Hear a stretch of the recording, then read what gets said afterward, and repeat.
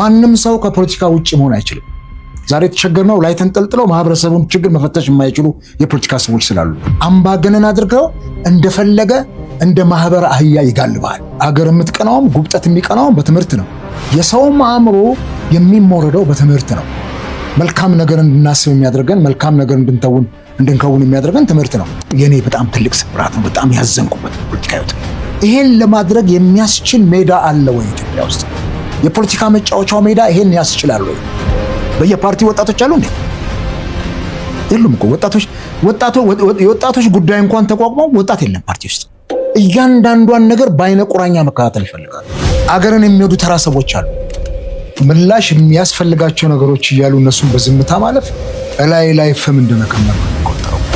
No one can escape from the deeds of politics። ማንም ሰው ከፖለቲካ ውጪ ሊሆን ነኝም ማለት አይችልም። እንደውም ፕሌቶ ይላል። ኢዜማ ከሌሎች ፓርቲዎች በተለየ መልኩ በመላው ሀገሪቱ ከ300 ምናምን በላይ መቀመጫ እጩ ያቀረበ ፓርቲ ነው።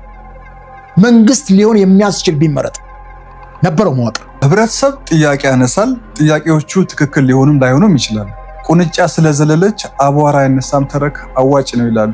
አያስኬድም። ማህበረሰቡ የሚያነሳቸውን ጥያቄዎች በደንብ አዳምጦና በደንብ አላምጦ ምላሽ የሚገባቸውን በተገቢው ጊዜ መስጠት ነው። ጊዜውን ጠብቆ ሲገዘግዟት ቢውሉ የምታወጣው ድምፅ በጣም ከጠበቀም የከረረ ነገር ነው የሚፈጠረው። የስልጣን ረሃብና ጥማት ይስተዋላል። እውነት ውሸት? በትክክል አንደኛ የፖለቲካ ስቶ ለስልጣን ነው የምትታገለው። ወረት ማለት ጥሪት ቋጠረ፣ ሀብት ሰራ፣ መፈናፈኛ መላወሻ ነገር አበጀ እንደማለት ያለ ነገር ነው።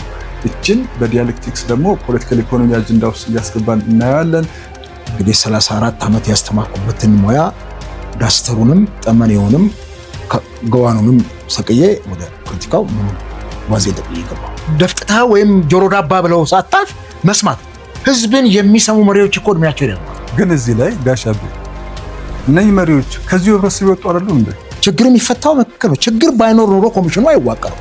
የአካል ደግሞ ይልካል። በፊት ምን ችግር አለ? ገንዘብ ለመስጠትና ለማጫረስ ምንድነው? ምን ጭንቅ አለ በዓለማችን ላይ?